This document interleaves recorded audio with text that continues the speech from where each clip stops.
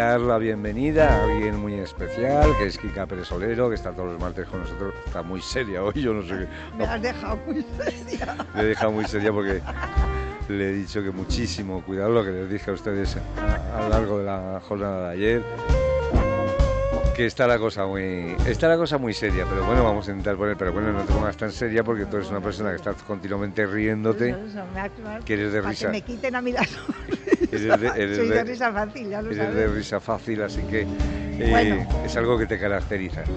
Bueno, vamos a seguir hablando. Yo decía que bueno, nos queda un martes más y con eso ya concluimos. Además, esta etapa en la que hemos ido analizando el mundo de la publicidad desde diferentes ángulos, desde diferentes puntos de vista, diferentes secciones dedicadas, ¿no? Procesos que hay dentro de la publicidad, y toca el proceso legal, con lo cual vamos a hablar en este caso con Ricardo Pérez Solero, que tú lo conoces, ¿no? Lo conozco porque ya sabes que los hermanos mayores se los conoce muy bien, son los que mandan al final, son los que mandan totalmente en la familia. O sea que bueno, yo le agradezco mucho que haya entrado con nosotros y bueno, que es un excelente abogado de la comunicación. Él, si quieres, él lo se especializó, presentas. sí, creo que en el despacho lo abrió en 1975, especializado exclusivamente para el mundo de la comunicación, que yo me imagino que, ahora le preguntaré, pero será uno de los primeros que apostó por el mundo, entre otras cosas, por en el 75 acabamos de salir de Totalmente, fue de la el primero dictadura, que entró como abogado en ese mundo, que hasta ese momento pues no estaba había... bastante restringido, ¿no? Lo que pasa es que él vio un hueco y un nicho de mercado estupendo, que fue toda la defensa de las marcas y todos los conflictos, y bueno, él trabaja desde la propiedad intelectual, bueno, todo, ya lo contará él. Ahora ha entrado el mundo de Internet también en sus manos, claro, es que tiene que entrar, lógicamente. Y bueno, él, tras una experiencia en política hace muchísimos años, pues volvió a su despacho. Qué bien. Sí, mejor. Volvió a su despacho y... dice, me ha puesto cara aquí que dice, sí. Volvió a su despacho y ha hecho, bueno, es un reputado abogado dentro del mundo de la comunicación. Bueno, también fue uno de los que colaboró y desarrolló y fue un colaborador de la Ley General de Publicidad, o sea que, bueno, eso ya que lo cuente él. Vale, eso que lo cuente él. Bueno, aparte de eso también les digo que si nos da tiempo, me decía que Kika quería hablar de los fake news y de los influencers. Bueno, vamos a hacer una cosa, háblanos de lo que tú conoces de la publicidad, de los aspectos legales. Por ejemplo, tú decías que fueron los que batalló para que los toros de Osborne, pues no se quitaran todos, ¿no? Que bueno, quitó usted unos cuantos, exacto, pero también dejé otros cuantos, ¿no? Y yo lo voy a ir llamando, ¿te parece? Vale, fenomenal. Pues lo que ocurrió fue que en la ley, cuando se sacó la Ley General de Carreteras, con todo el tema de la visibilidad, que empezó ya la Dirección General de Tráfico a decir que las vallas publicitarias que había a lo largo de las carreteras podían ocurrir que fueran un elemento que causara accidentes, pues ahí empezó un poco a hablarse de todo el tema de si se quitaban todas las vallas de la carretera o no. Salió una ley que efectivamente se quitaban todas las vallas, pero ¿qué pasó?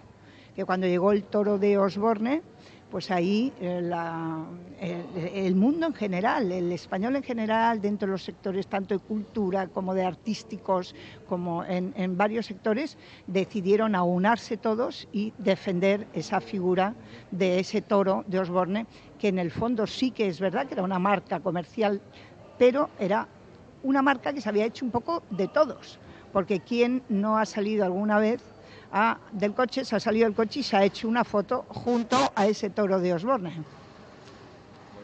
Joaquín, ¿tú te la has hecho alguna vez? La foto pues me imagino que sí, ¿no? Creo que de pequeñito sí que nos hicimos unas cuantas. Que bueno, que tengo aquí a Ricardo, que está dispuesto que dice que sí, que le puedes hacer el tercer grado. Que se lo puedo hacer yo, tú. No, tú. Bueno, hola, buenos días. Hola, buenos días a todos. Buenos días. Segurito que tenemos que ir ajustando aquí para que se nos oiga a todos bien. ¿Nos oyes bien? Sí, os oigo perfectamente. Ahora te oigo perfectamente. Buenos días, sí. Ricardo. Hola, buenos días, Elena. Buenos días. Aquí llamándonos por nuestros nombres originales. Muy bien, sí, que no es lo habitual. Exacto, pero bueno, Tito, yo he hecho un poco una entrada presentándote, diciéndote un poco la carrera lo que Sí. habías hecho, cómo habías participado en esa Ley General de Publicidad. Y como Sí. solo tenemos 20 minutos y queremos hablar de muchas cosas, Sí. vamos a centrarnos un poco en por qué se consiguió dejar ese toro de Osborne y ese número de toros de Osborne Sí. en las carreteras, y cómo participaste tú en esa defensa del toro de Osborne. Bueno, vamos a ver. Creo que, no sé si los años ya me pueden fallar un poco porque es hace mucho tiempo, pero yo creo que en el año 88 Sí, se inicia en la tramitación de la ley de carreteras, de una nueva ley de carreteras que promueve el Ministerio de Obras Públicas, y en esa ley el Parlamento decide que quedará prohibida toda la publicidad que sea visible desde la vía pública, ¿no? sí, Salvo en las zonas urbanas. exacto. Entonces esto afectaba por razones básicas de seguridad vial y de contaminación medioambiental, dado que en el campo estaba todo lleno de vallas en aquella época, es cuando se decide suprimir. Esto, por lo tanto, afecta a los toros de Osborne. Sí. Entonces Osborne lo que hizo fue quitar el mensaje que se incluía inicialmente en la barriga del toro, por decirlo de alguna forma, que ponía veterano Sherry and Brandy en letras rojas, y dejó el toro simplemente Negro. la silueta del toro, el toro negro. Y esto ocurre, pues yo creo que era en el año 88, 89, sí, ¿no? por ahí que lo he Entonces, a partir de ese momento, luego posteriormente se desarrolla la ley y un reglamento que aprueba el Ministerio de Obras Públicas permite sancionar a quien siguiera manteniendo la publicidad visible desde las carreteras fuera de los tramos urbanos, ¿no? Y entonces se impone una sanción a Osborne de uno de los toros que estaba situado en Asturias, y lo que hace Osborne es recurrir esta sanción ante el Tribunal Supremo. Y en ese procedimiento lo que nosotros argumentábamos básicamente es que había perdido la condición estrictamente publicitaria el toro de Osborne, claro, para convertirse en un icono, en una parte muy importante incluso de la cultura referida a esculturas y todo esto, y después de un procedimiento bastante largo el tribunal acabó dándonos la razón, ¿no? Hombre, yo Pero creo bueno, a esto hay que unir que incluso los 18 toros de Andalucía están declarados bienes de interés cultural por la propia comunidad autónoma, y por lo tanto reciben una protección muy importante como otros bienes culturales, como puede ser incluso la Alhambra, ¿no? Tú imagínate. O sea, en Andalucía hay 18, ¿no? En Andalucía hay 18 y en España hay 72 en total, que se mantiene hoy, la mayoría de ellos se mantienen en las carreteras, ¿no? Es verdad que en algunos momentos algún toro ha tenido que desaparecer, y entonces pues el problema que decía es que la sentencia lo único que decía era que la sanción que se impuso a ese toro de Asturias no estaba sometida a la legalidad, ¿no? Pero tampoco decía, no está claro que no se podrían poner nuevos toros y que simplemente había que mantener los existentes, ¿no? Oye, el despacho, leyendo esta mañana un poco el despacho, dedicado a la comunicación, lo entraste en 1975, 75-76, no recuerdo. Sí. Bueno, la cuestión es que acabábamos de salir de una dictadura, la publicidad estaba toda muy controlada hasta muy entonces. Controlada en aquella época, exacto. Entonces, yo no sé si eres un visionario, un valiente, o realmente decías, esto se va a abrir, va a haber todas las empresas van a querer hacer publicidad, aunque las televisiones privadas llegaron luego, ¿no? Sí, no, por supuesto. Llegaron muy posteriormente. Lo que pasa es que yo tuve, primero, al haber nacido dentro de una familia publicitaria, pues, y haber hecho la carrera de abogado igual que mi padre, yo tuve bastantes personas publicitarias que relacionándome con ellas me empezaron a decir que el derecho de la comunicación y el derecho publicitario iba a tener un gran futuro, y me convencieron de que me me hiciera experto en este área, ¿no? Me podían haber convencido a mí que hiciera ingeniería, de verdad. Te lo digo de verdad, porque quien te convenció, vamos, le debes de estar agradecido toda tu vida. Sí, acabo de escribir un artículo sobre una persona que se llamaba Julián Bravo, Sí, que por se Dios, llama Julián Bravo, que Bravo. es el gran director de una agencia entonces que se llamaba G. Walter Thompson en los años 80, sí. y que verdaderamente entre él y Antonio Jordán, otro famoso publicitario, me fueron convenciendo de que esto tenía un futuro. Hombre, y a eso me he papá dedicado algo te muchos diría, años. ¿no? Papá algo te diría, ¿no?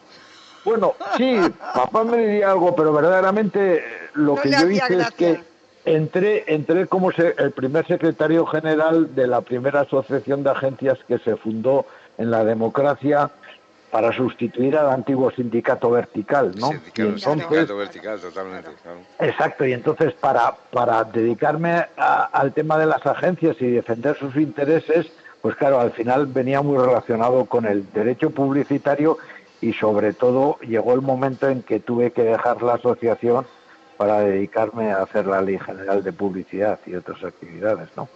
Pero luego inmediatamente al cabo de unos años volvía a la actividad profesional. En cualquier caso, la publicidad hoy por hoy está muy reglada, ¿no?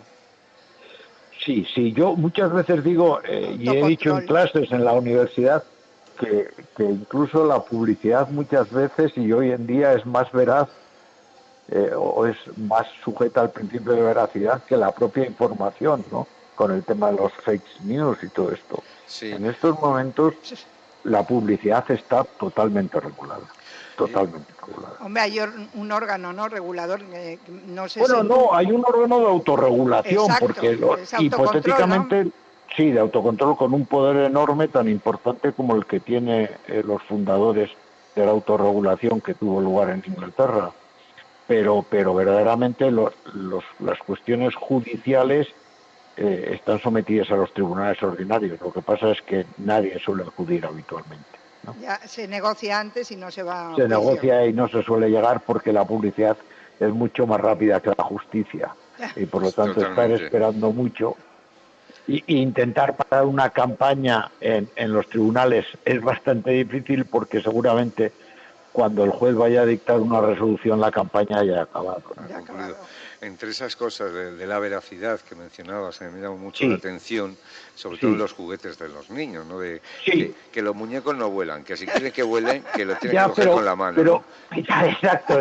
Eso hicieron un anuncio muy bueno. Que ahora hay normas de estas, por ejemplo, que obligan a que cualquier juguete no haga actividades que realmente no haga, ¿no? Y como tú has dicho, que aparezca una mano para que el niño pueda visualizar la imagen del juguete, el aspecto general y no se equivoque con respecto a esa referencia. A las características y que no va a las características principales del juguete. Pero bueno, hace poco acaba de salir una norma que regula toda la nueva publicidad del juego, que verdaderamente es una de las mayores restricciones que va a haber en el futuro, ¿no? Tito, cuéntanos 2 segundos esa ley que era interesante, que ayer me la dijiste así un poco por encima. Sí. Bueno, esta ley lo que hace es que incluso va un poco en contra.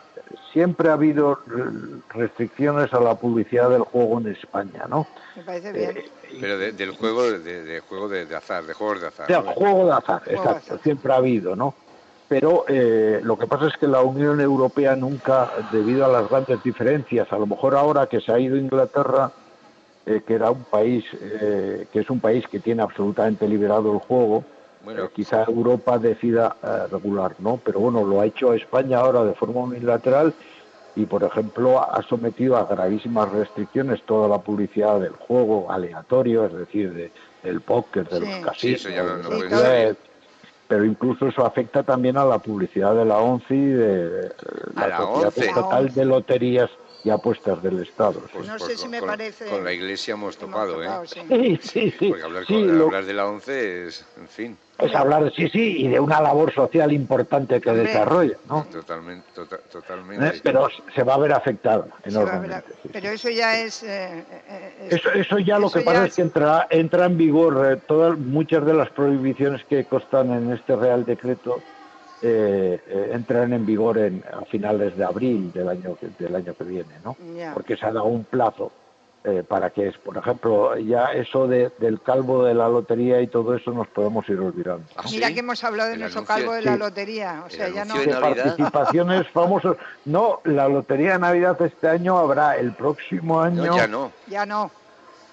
Claro, ese es el No, no, tema, no, ¿no? ¿por qué? Porque lo que se va a permitir es publicidad de loterías y apuestas del Estado, pero cuando hagan referencia a las actividades sociales que ellos realizan, ¿no? En función de los ingresos. Es decir, pues la lotería patrocina la Vuelta Ciclista, la Eso sí. lotería... Eso sí, igual que la 11, lo que no van a poder es incitar al juego directamente. Pero Pues sí lo va- sacar la fundación, perdón, sacar la Sí, fundación sí, de la 11, sí, por sí, sí. ejemplo. Sí, Pues lo eso van a sí. patrocinar todo, ya lo digo, con tal de salir. Subirá la patrocinación. Sí, El pero bueno, patrocinio.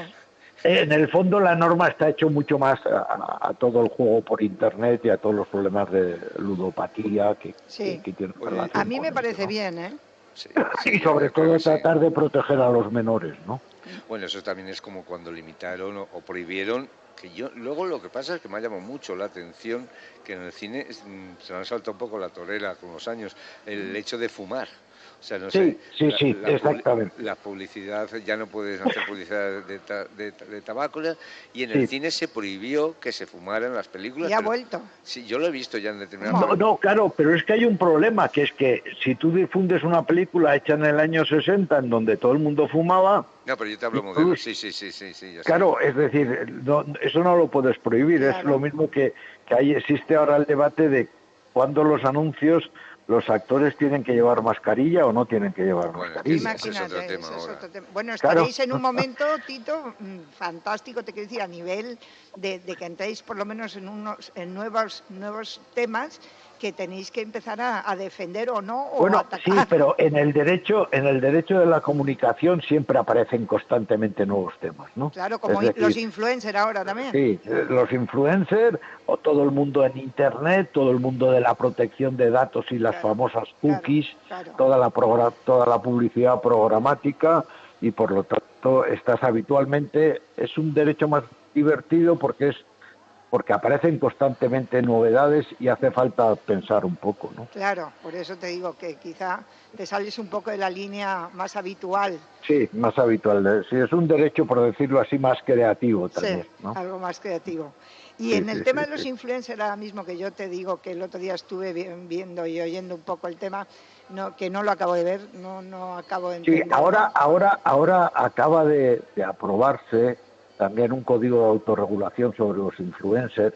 Bueno, ya no es autorregulación porque es corregulación, porque el propio Estado, los organismos del Estado participan en la redacción de esas normas.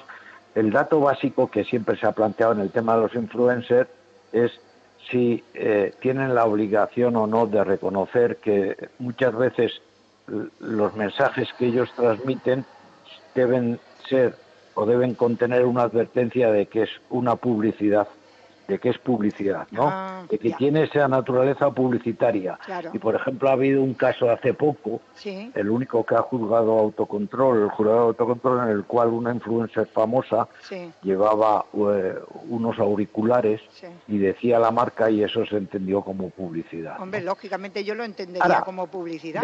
pero es que eso quizás seguramente, y yo mantengo unas ciertas discrepancias, es que yo creo que en estos días, en estos momentos, a la gente joven que sigue al influencer es un problema de relación directa con él, ¿no?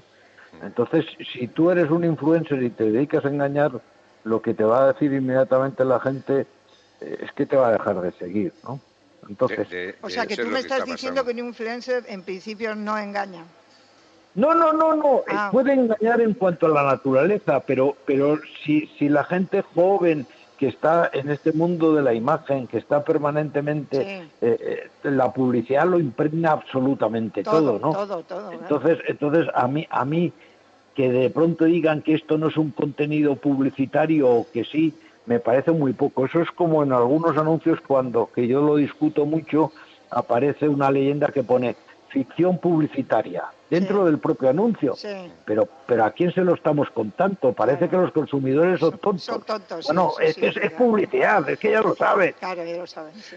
Y entonces yo creo que en muchos casos esa comunicación de los influencers, los propios receptores del mensaje, saben que es publicidad, ¿no? Ricardo, yo no sé si esto a través de tu despacho se trata o no se trata, hablo de la información en sí, de eso, digamos, esos controles que están mencionando de que, oye, vamos a controlar la información que llega a las redes sociales por parte del gobierno. Esto es un tema, primero, la orden ministerial. Te ha gustado. Oye, Tito, yo no he dicho ni media palabra, La orden ministerial, ya incluso su propio rango lo dice, no es una norma suficientemente trascendente como para que todos nos llevemos la cabeza, ¿no? Incluso la propia Unión Europea se ha manifestado en que hay algo que hacer en esto. No, en contra y a favor, Hace poco, ayer, hubo una referencia a que no les parecía que la norma que había dictado el gobierno español estaba dentro del contexto que la Unión Europea quiere para defender la información. Yo lo que creo es que es un problema mucho más gordo y mucho más grave y al cual cualquier respuesta es enormemente difícil, ¿no? Sí, yo también lo creo. Es decir, yo no creo que esto se arregle, la sociedad hoy día se arregle, la sociedad de la información, mediante normas de este tipo, ¿no? Porque yo creo que lo que se mueve detrás de todo ello son unos intereses infinitamente mayores, muchos mayores, sí. y incluso mundiales, ¿no? Sí. Entonces, bueno, hace falta llegar más allá. Ahora es cierto que en estos momentos el tema de las fake news, el hecho de que haya empresas dedicadas a mentir y a crear mentiras que afectan a todo tipo de comunicaciones, es sumamente grave, ¿no? Sí, pero decir, siempre y cuando, Tito, siempre y cuando quién es el que decide si eso son verdades o son mentiras. No, es que hay algunas que son mentiras, o sea, que es que dices, es que no tiene por dónde coger, es que esto es mentira, o sea, no... es que tú lo puedes vestir como tú quieras, pero es que es mentira. Exacto. ¿Qué es lo que ocurre? Que es que es muy difícil, hipotéticamente, los únicos que al final tienen capacidad para decidir sobre un derecho fundamental como es la libertad de expresión o la libertad de información que se contempla en el artículo 20 de la Constitución española, al final son los jueces. Ya. Está claro. Está claro que al final todo acaba en los jueces. Todo acaba en los jueces. Sí. Fíjate que eso sí que no me da ninguna envidia, te lo digo de verdad. No, a mí tampoco. A mí me parece una profesión tan sumamente difícil. Y yo también. Yo comparto tu opinión. Sí. Tú sabes, yo soy de esas personas que evitan los problemas. Y yo veo que ese señor, desde que se pone la toga, ay Dios, ya tengo otro problema. Ay, toda la mañana lidiando con problemas. Yo no podría. Es admirable el trabajo de esas personas. Sí. Estés o no estés de acuerdo con las cosas. Es una profesión, con las resoluciones judiciales, que seguramente esa frase de no la comparto, pero la asumo, pues es muy coherente. Sí, ¿no? Es muy buena, sí, realmente es. Bueno, Tito, que nos encantaría quedarnos mucho más tiempo, ya sabes, hablando contigo, porque es muy interesante todo lo que cuentas. O sea, ha sido un placer, ha sido un placer. No ha sido muy duro el tercer grado, ¿no? Nada. Estoy dispuesto a repetirlo cuando queráis. O sea, fenomenal. Estaré encantado. Cuando todo esto pase, esto llamado COVID-19, como ya os conozco a toda la familia telefónicamente, y así eso, cuando vengáis por Marbella, aunque si no queréis no llamáis a vuestra hermana, pero me llamáis a mí. Es que tengo muchas ideas, perdona, Quita, que todavía los voy a explotar más. Vale. Y que conste que todo esto se hace para que la gente joven perciba y vea que hay muchos huecos muy interesantes alrededor del mundo de la publicidad y unos cazatalentos que luego irán a por ellos. Total. Sin duda. Ricardo, muchísimas gracias. Gracias, Tito. Nada, ha sido un placer. Igualmente, buenos días buen día para Marbella. Hasta luego. Adiós. Bueno, pues ahí lo teníamos, ¿no?